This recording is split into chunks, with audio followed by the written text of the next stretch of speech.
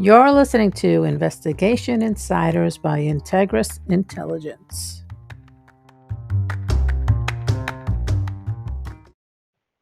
Hello again, everyone. Welcome to another episode of Investigation Insiders. This is Forhad. I hope you are all well and safe. We are recording this episode during the UN General Assembly week here in New York City.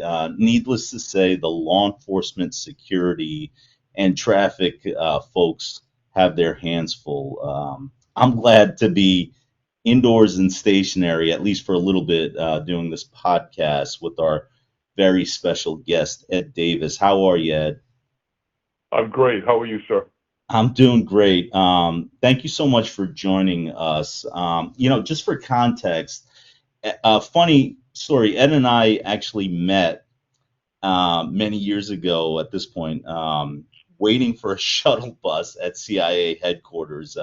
We had That's right. we both went there for a retirement function for a mutual friend of ours, and good news is we've stayed in touch and we've had a chance to collaborate on a number of different matters. And I can tell you for sure that we're very, very happy to have Ed and his company as a trusted partner. Ed, a lot of people are going to know who you are, but perhaps we can start with a high level overview of yourself. Sure. It's great to see you. You meet the best people at CIA headquarters, so I appreciate you mentioning that and the relationship that's flowed from it. Um, so I come from a police family. I always wanted to go in the police department. I never liked working in an office, so I thought that being out with the community and trying to solve problems and help people was a great way to spend a career. And luckily, I was able to get on the police department, go to the academy in 1978, and from there I went through the ranks of the Lowell Police Department in Massachusetts, starting out walking a patrol beat on a late night shift in January, which is an adventure, and went on to concentrate in detective work, and eventually I was in charge of a vice narcotics unit in the Lowell Police Department. We had significant issues with organized crime back then, with the Whitey Bulger crew out of Boston. So I worked those cases as a young detective and chased him around and his cohorts around for many years. And then eventually that evolved into Colombian and Dominican drug trafficking organizations. We did a lot of wiretaps. We executed a lot of search warrants. And then eventually I was tapped to be the police chief in Lowell.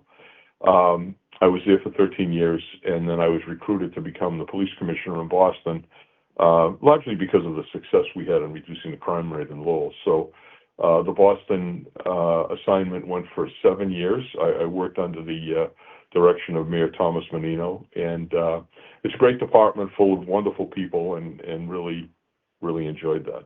And then when I stepped down, like you, Farad, I'm running a security business now. I taught for a semester over at the Kennedy School in the Institute of Politics, and I decided to get into the security business. So that's what I'm doing now.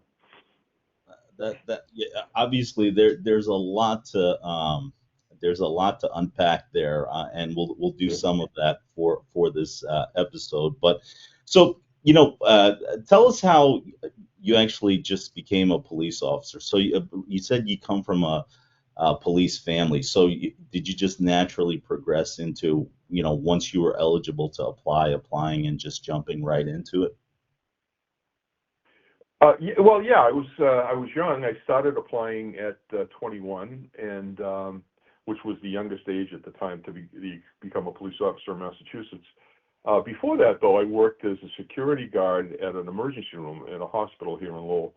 So it really was great basic training for me, and I realized I really liked the job. So I tested at a bunch of different police departments.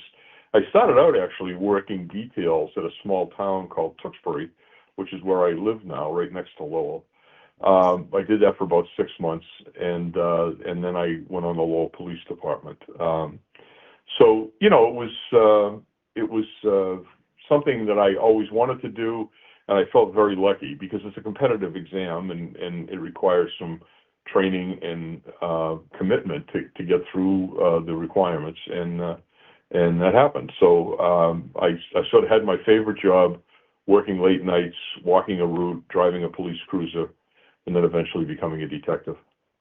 That's interesting. It's kind of, as I'm listening to you talk about that time and becoming a police officer and coming from a tradition of law enforcement and your family, it's just, not to digress too much into a different topic, but it's just interesting how times have changed, and being a police officer today is a lot different than when you first became a police officer. Yeah, So it really is. My son is still on the job. My brother was on the job. My father was on the job. My son is on the Lowell Police Department. And, he operates in a very different way from the way we operated in 1978, 79. So in many ways, for the good, sure. but it's a much more complicated job now. That's for sure. So, all right. Yeah. So, talking about your time as a police officer, do you have a favorite sort of? Our show is called Investigation Insiders, so we like to try to get our guests to tell stories. Do you have a favorite moment from your time as a police officer, not in a leadership role? Yeah, it was an adventure every day. We went out on the street and answered calls for service, and you really got to know the city very well, and really got to know the bad parts of the city really well. But honestly, I really think that there's one incident that happened. I just got a random call for a vandalism. And I mean, I could tell you about murders and shootings and all sorts of different Sure. things that we did, the running and gunning that happened in the 1970s and 80s. But this was something that sort of stayed with me over the 35 years that I was in the business. I met a very nice couple that had just moved into a neighborhood in Belvedere. And when I got to their house, their front window was broken and there was graffiti written on the wall, spray painted on the wall. And it was a derogatory racial epitaph. It was a black family that had just moved into a white neighborhood. And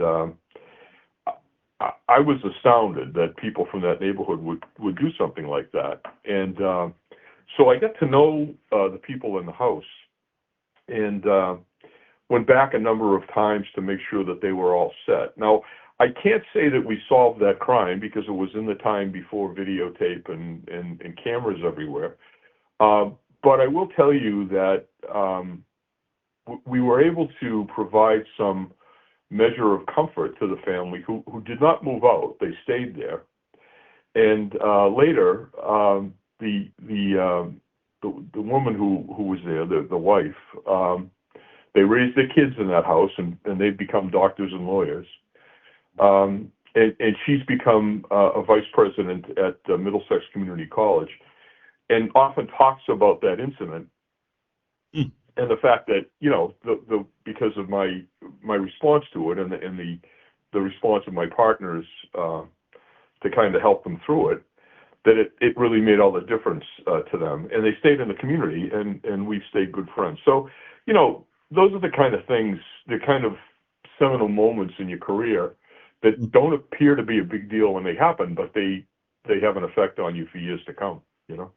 Yeah, I mean, that's I mean, you want to talk about like impact. I mean, that's pretty significant impact. And like thinking about like community policing and things like that were probably a lot more prominent when you were a police officer or patrol officer than perhaps today.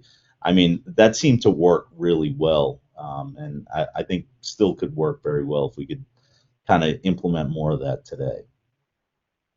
Yeah, it did. And frankly, I didn't do, there was a lot of community in my first year on the street, walking around, talking to business owners, getting to know people in the neighborhoods, especially when you were on foot, because you were just, one to one.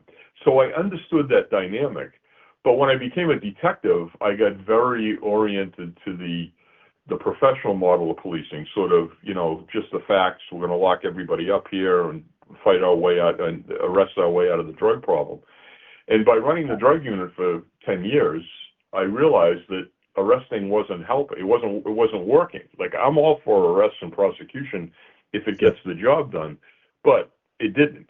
And so that's when we sort of went back to my roots, as the community policing movement came into full swing in the year or two prior to the Clinton administration.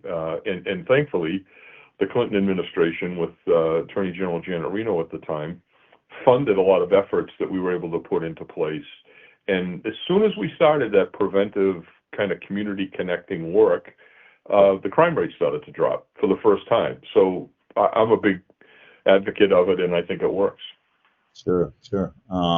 So obviously you rose to both, I guess, commissioner in Lowell and ultimately in Boston, right? So one of the things that's always curious to me is, like, did you aspire to that, or did it take sort of a natural course? And then how did it feel to be in charge of a group of people you worked alongside with for many years? Right. I certainly didn't aspire to be the police chief. Because my dad was on the job, the police chief was held sort of a high, like something that you were lucky if you ever had a chance to meet the person, like they were famous, So I never expected myself to be in that position. I can tell you that my aspiration when I was first to become an officer. Right. And then when I got on the job, I thought that the best job in the world would be a sergeant of police on the late night shift. And so that's what I aspired to. And I worked really hard to take that test. But then you take that test and you sort of move on to the next test, and it's like a challenge one after the other. And then all of a sudden I'm a captain and somebody in line to take over. And it did sort of just happen, one thing after another. It wasn't a plan whatsoever. I still pinch myself about that process, to be quite honest with you.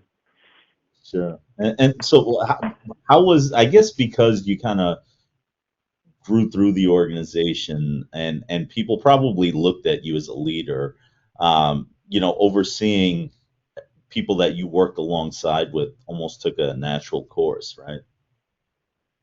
Right. And I had enormous respect for the people I worked alongside. So it was actually exciting for me to be able to work with them and to hold up the work that they did, which I consider heroic, and back them up, make sure that they had support. I felt that was my job. So it was actually fairly simple for me to be there.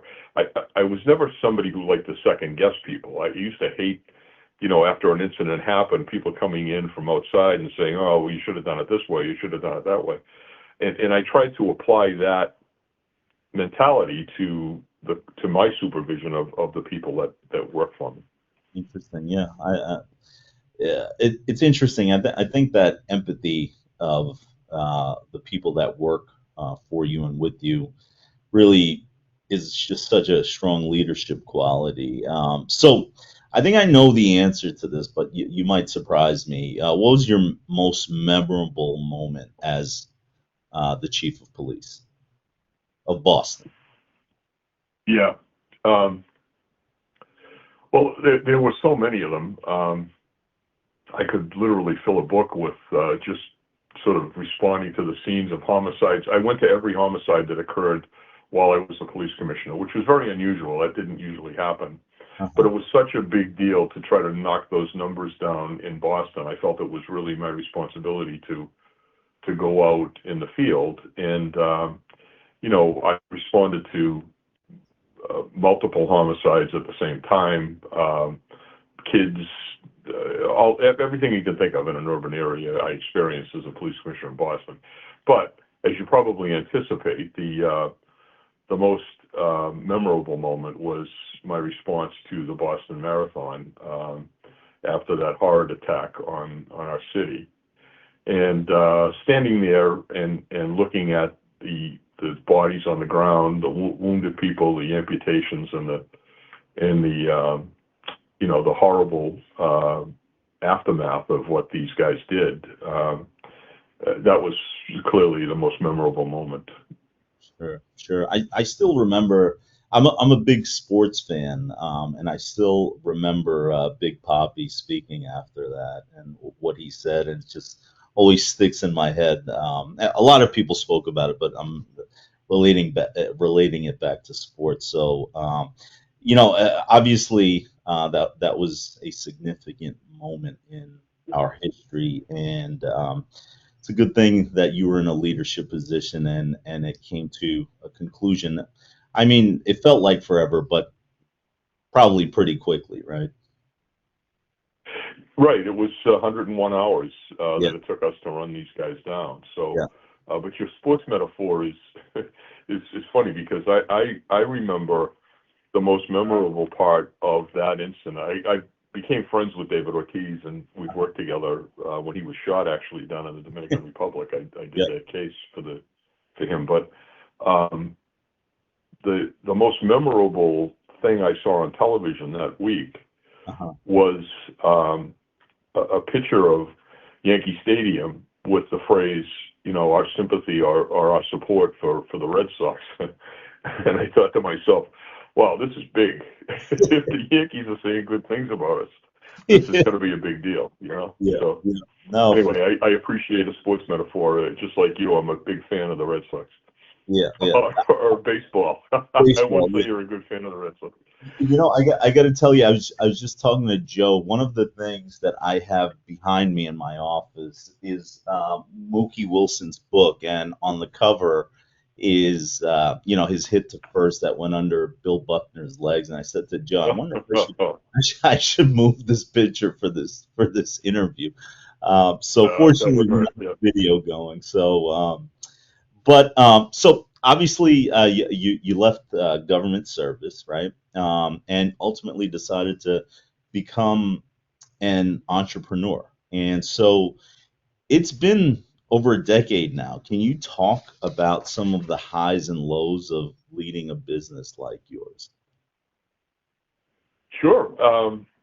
So, I really didn't know what I wanted to do when I left the government service. As a matter of fact, I left on a Friday, and Saturday morning I was invited to go to a hackathon that was put on by MIT and Harvard over in Cambridge, and I went there, and it was before I started my fellowship at Harvard, so I really didn't know a lot of the people that were there. Yeah. But I sat down and I had a conversation with these three young men who were starting a new company.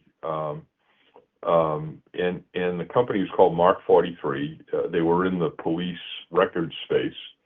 And I thought it was a fascinating concept to get investment money and to dig into the business world. And it was clearly something I had no expertise in or knowledge of. I hadn't ever worked with a profit and loss statement, or every year somebody gave me $275 million to run a police agency, and that's one kind of accounting, but it doesn't touch on the complexities of a business. So I really was ignorant of the processes needed, but I also was fascinated by the opportunity and the path it would take to do that. And so that sort of got me thinking about it. And then luckily, I had a number of students in my class who were Harvard Business School members. They were part of HBS, and so I got to talk to them over the 3 months that I was there, go out for dinner with them, talk about their concepts and the things that they were working on.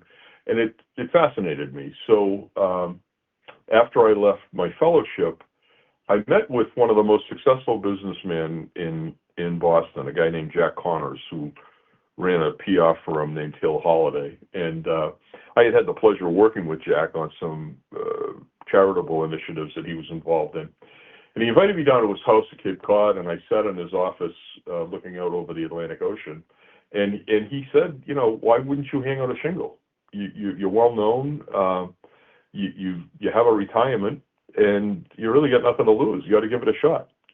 And with that advice and a bunch of more advice that I followed from that point on, I came back and met with my daughter, who was helping me out with some administrative tasks, and we incorporated. And frankly, the business took off almost immediately. I was getting asked to do things by the Commonwealth of Massachusetts, by Fenway Sports Group, particularly John Henry, who I got to know over the years.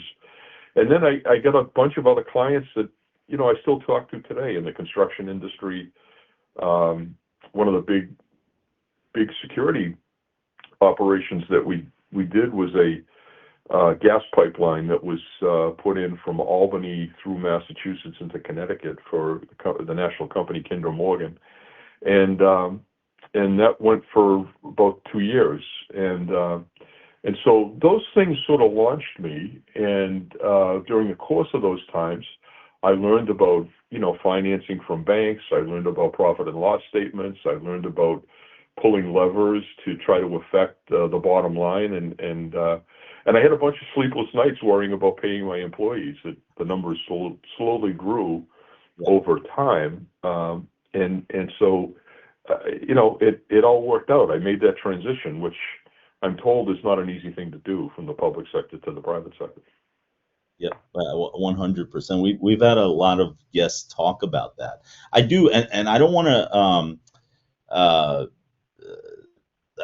There's something interesting about our relationship that I think our listeners should know about. Like someone that ascends to. I know you don't drink your own Kool-Aid, but and you've sort of told us everything in a very modest way. But there is one particular thing in our sort of relationship that I wanted to point out, which, again, you talk about transitioning, you talk about starting your own business, you talk about the work and learning you have to do.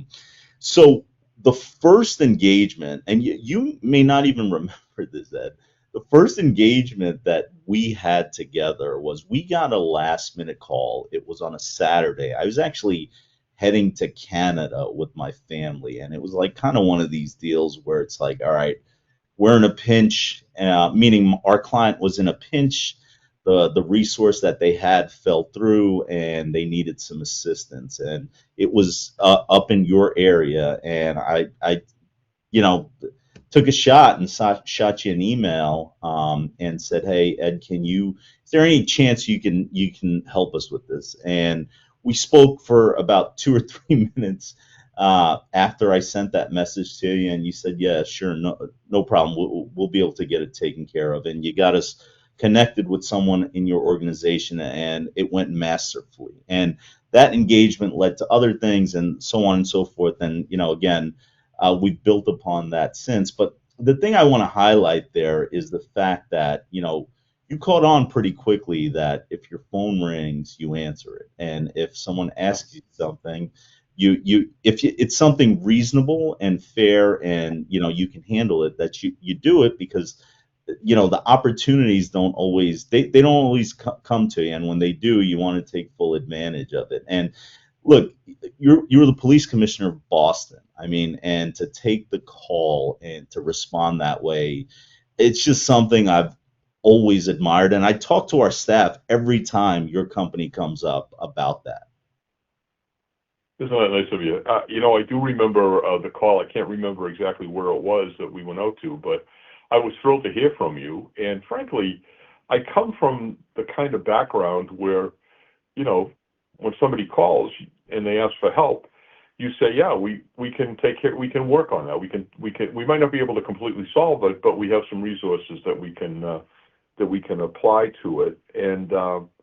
And my phone rings to this day 24/7. I sometimes dread Friday afternoons, because that's when all the companies have, explosions, so to speak, of crisis. And, you have to get on the phone with media experts and talk to boards and lawyers and things.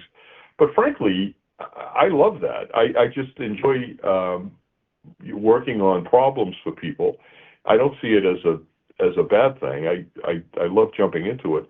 And with people like you who are in the business, I've had relationships with federal, state, and local agencies around the country Yeah. for my whole career, and helping people on the enforcement side or in the security field is something I feel strongly about. So it's not even a job for me; it's an adventure, as I say.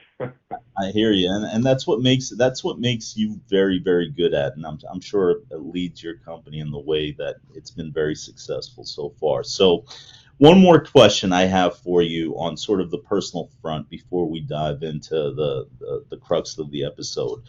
So, who do you consider to be some of your mentors? I know you're going to be the answer for this question for many, many people, but I'm curious to know who you have to say about that. Yeah, so I've been so lucky to have a number of mentors in a number of different fields. I, um, I certainly had mentors when I first came on the police department. Local beat officers like Dan Duffy and Tommy Sheehan, who were patrol officers their whole lives, worked the late night shift their whole lives, but showed me the ropes out there and how to get through something safely. This was a rough and tumble town when I went out there. City of 100,000 people, over 100 liquor establishments in the city, and probably 7 cops on the street at night.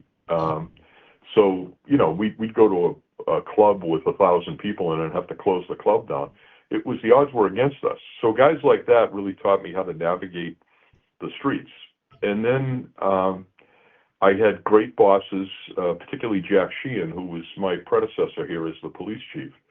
Jack was a salty old Navy veteran who understood politics, and he understood police management.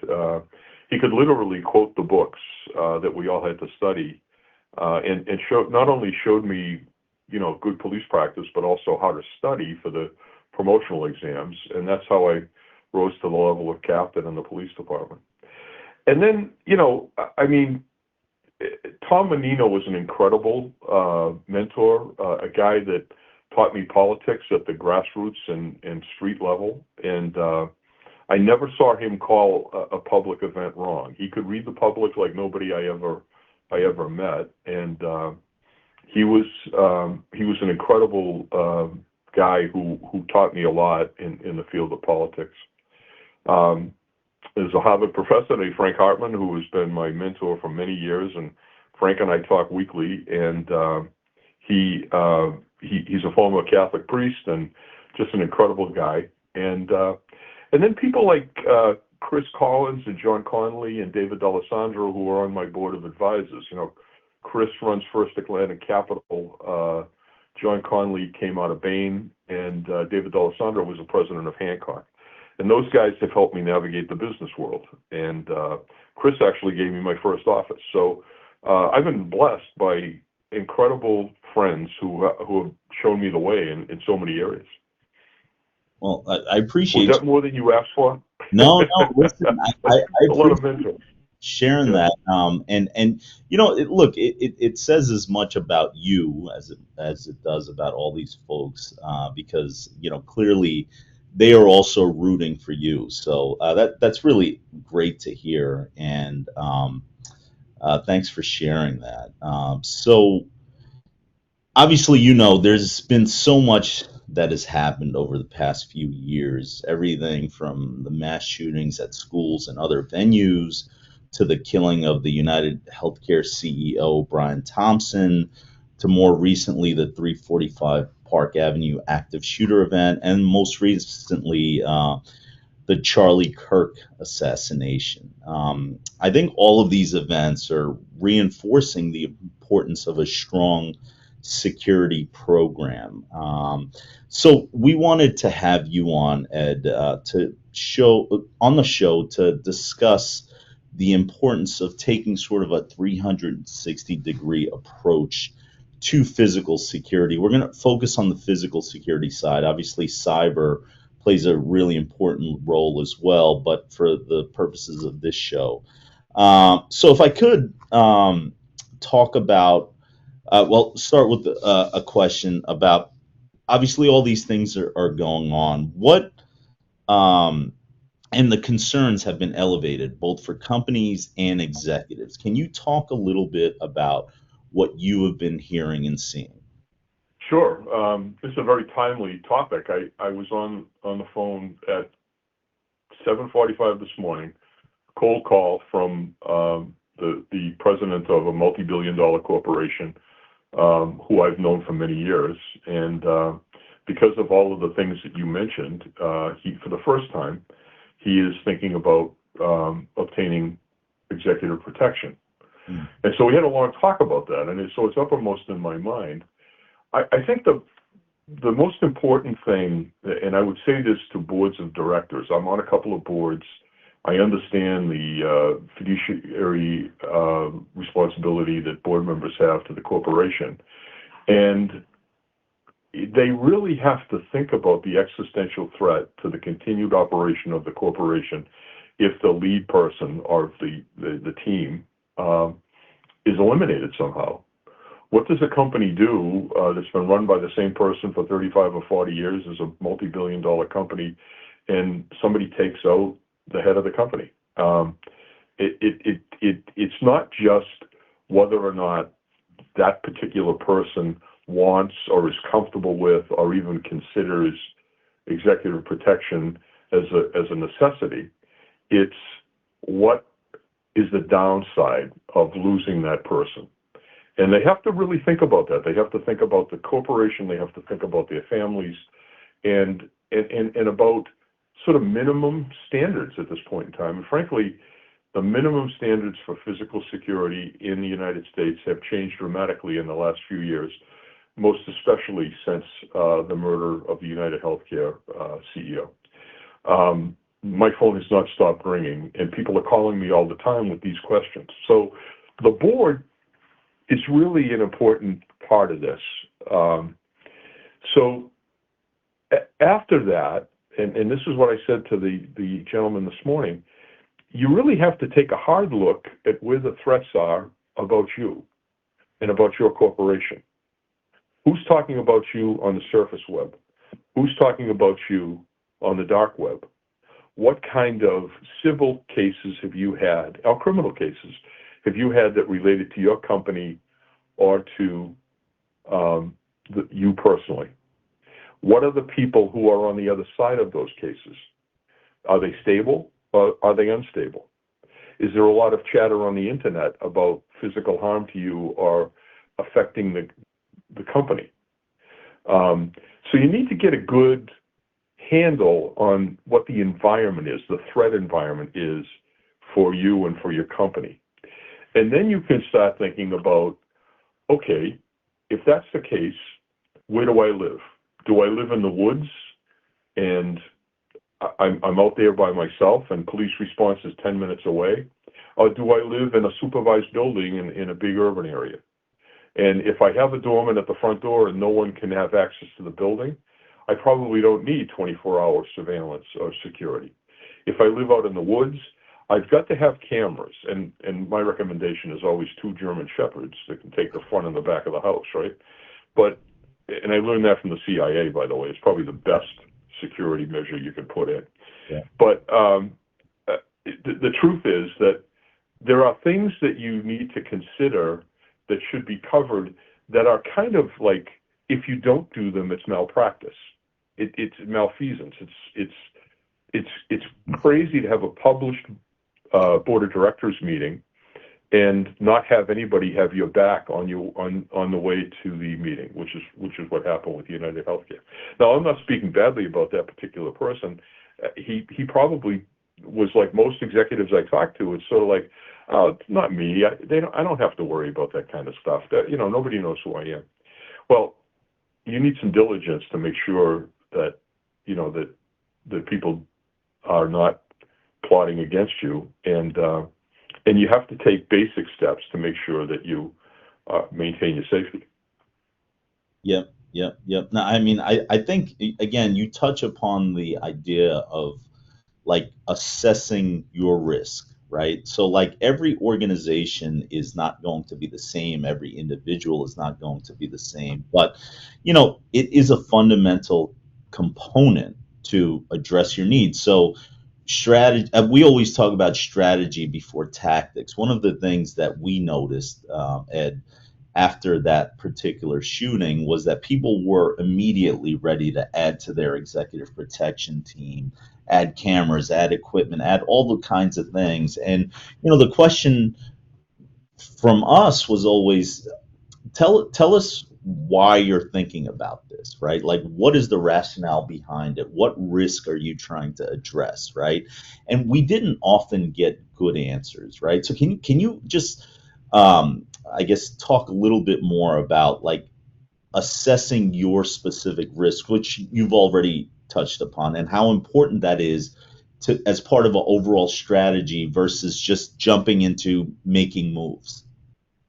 Right. It's an interesting field because whether it's an investigation or a security assessment, a lot of people think that they can handle that. Like, I can assess my own security needs. And I would venture to say that you shouldn't try to do that.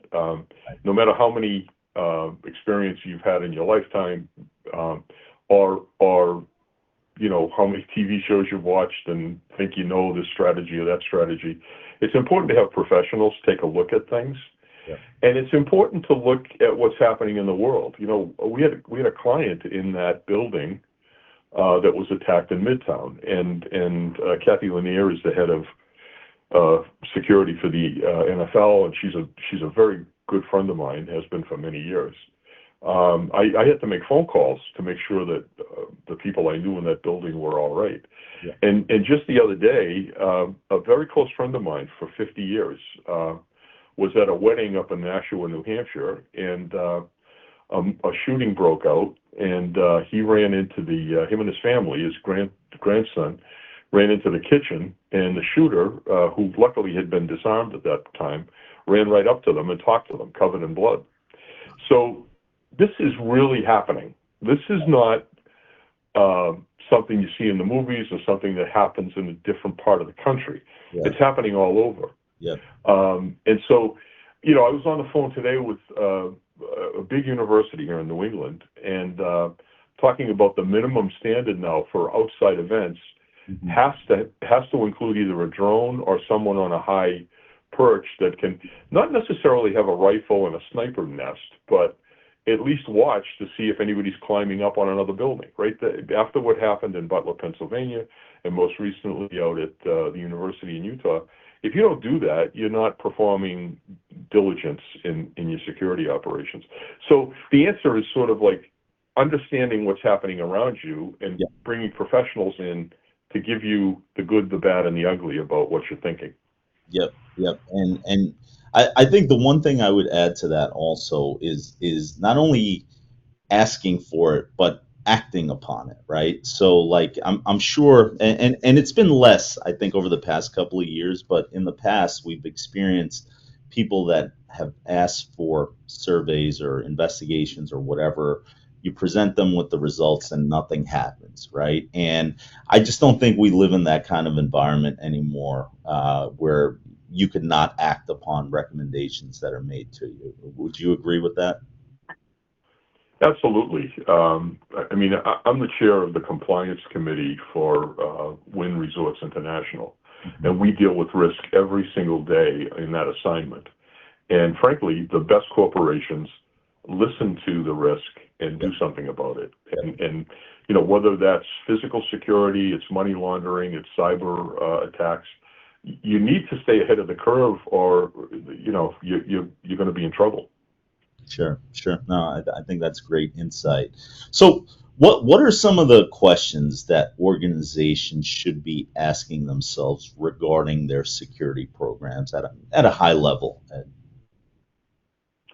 Yeah, well, I think with the environment, as I said, the putting together a plan is the next step for how you're going to deal with the potential problems that you have. Bringing in people to help with that, and then putting systems in place, practicing those systems. That made all the difference in our response to the Boston Marathon. We had practiced the response to a terrorist event in 2 years in a row running up to the marathon. And that old adage that you respond the way you train is exactly true. I used to talk to all of my officers that were involved in shooting incidents. Once the investigation was over, I'd have them into my office. And to a person, they said, this happened, that happened, and then my training kicked in, and I drew my weapon and I fired. There's a lot of lessons that can be learned from that for people who have threats, who understand that if you don't practice them, if you don't practice the plan, you're not going to respond properly. And then, and you know about this, I think the Safety Act is one of the most important pieces of legislation that's been passed relating to security.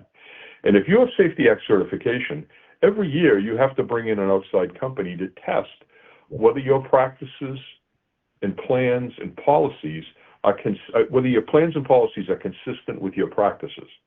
And if there's anything that a company should think about is, you might have these plans up on the table in the bookcase, but do people know about them and do they practice them? That's the most important thing. Yep.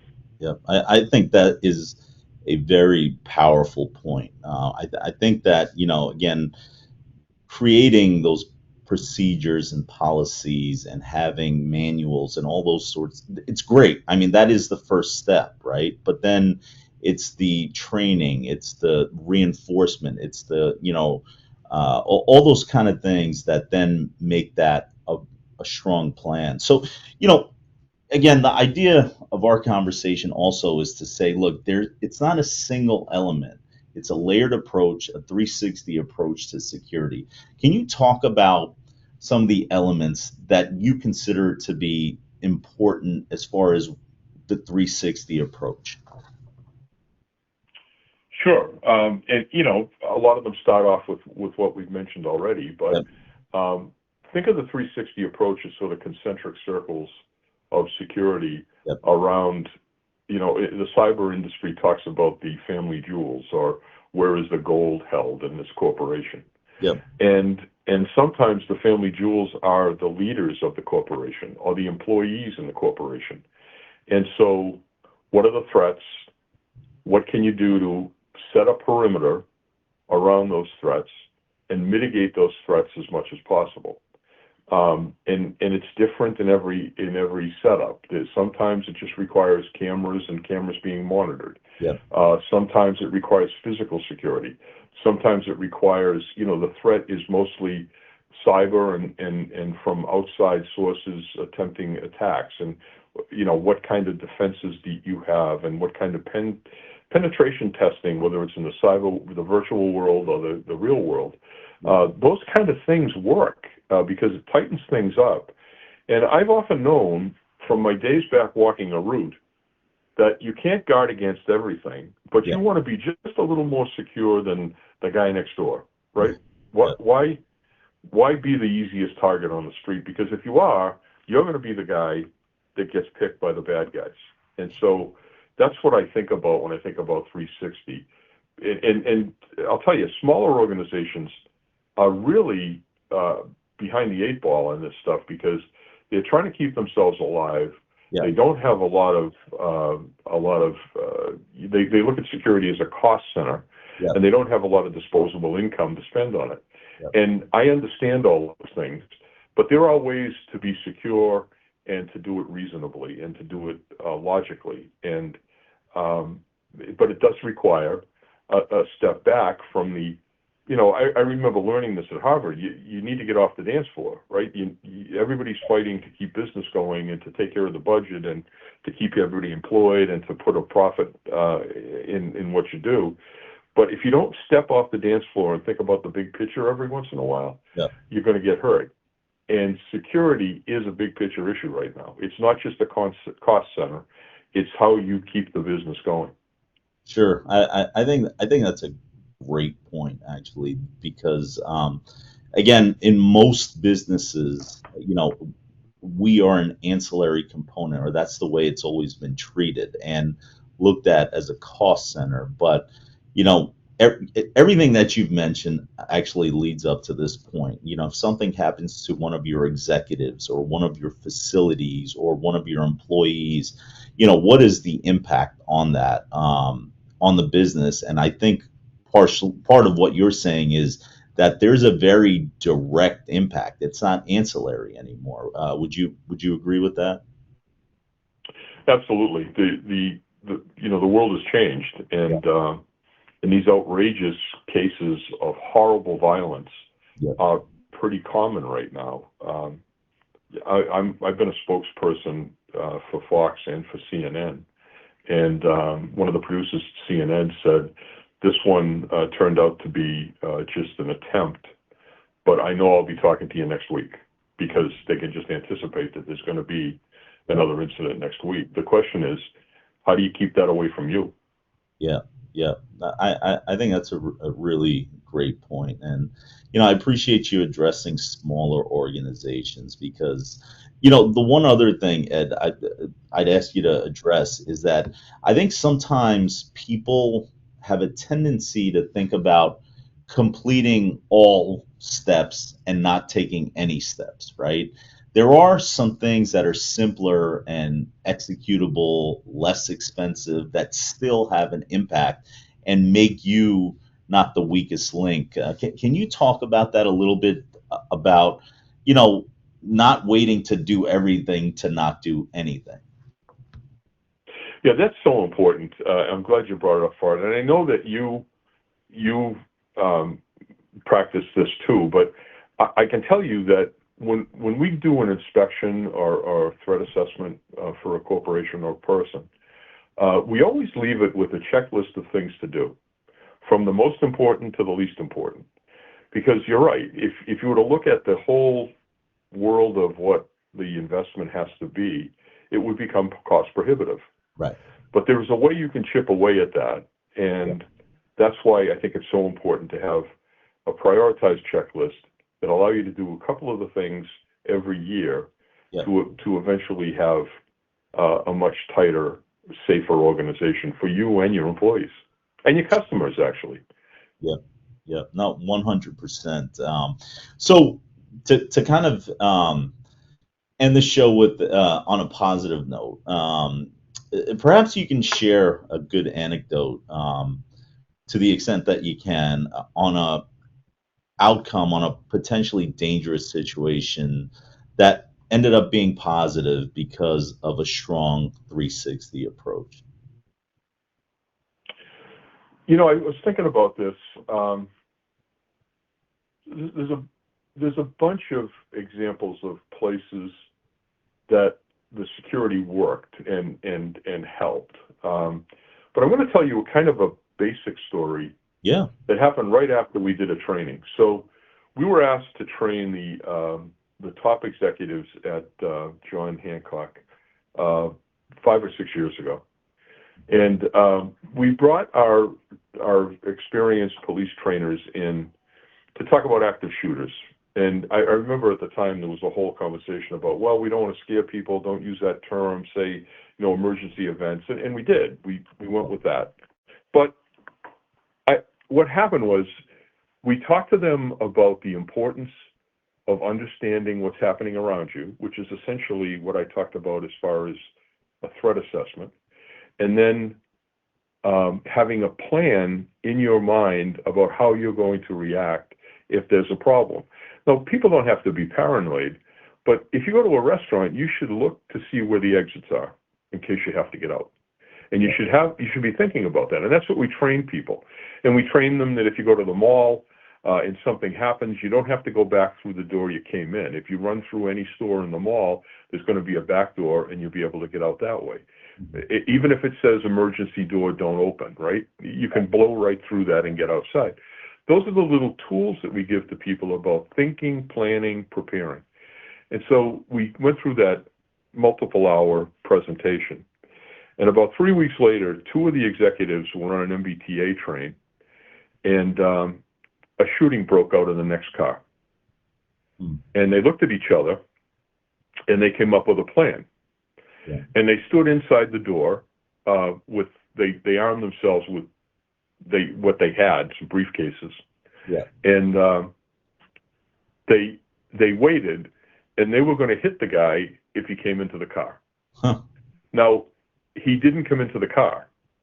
he was restrained in the car where the shooting happened, and he was arrested. But they called afterwards, and they said, "We can't tell you how much we appreciate you training us to be able to do this, because we were not panicking and running around. We were prepared." And I think that's probably, whether it's in a corporation with a big security plan and assessment and tabletops and things like that, Yeah. or it's just certain skills that a police officer lives with day in and day out, Yeah. that we can share with the public so that they'll be prepared, as well as somebody who's been, having threatening issues happen to them all the time. That's really what it's all about. And in this incident in Nashua that just happened, I was on television commenting about it after the active shooter up there at the golf course. Somebody picked up a chair and hit the guy over the head and disarmed him. Now, we don't know who that person is. It hasn't come out. But that kind of planning and heroism saved lives up there. And I think it also saves lives in any case that something happens. So being prepared, I think, is a big thing. Yeah, I think that's actually a great example of something that is practical and doable for most organizations that would change, the potential outcome if one is ever to be in that situation. So I appreciate you sharing that, and I appreciate you joining us today for this episode. I guess before we wrap up, I just throw it out there to ask you if you have any sort of takeaways or parting comments for our listeners when they're thinking about their security protocol or stance, and any sort of last parting thoughts you might have. Well, thank you, Forhad. It's a pleasure to be part of this, and I'm so happy you're doing these podcasts, because they're very informative to people. We come from a business where you have to be a little more prepared. The average person isn't like that, and they can be better off if they think about the potential for problems, and especially when you're with your family. So, I would just reiterate what I said about being thoughtful, about thinking about the unthinkable.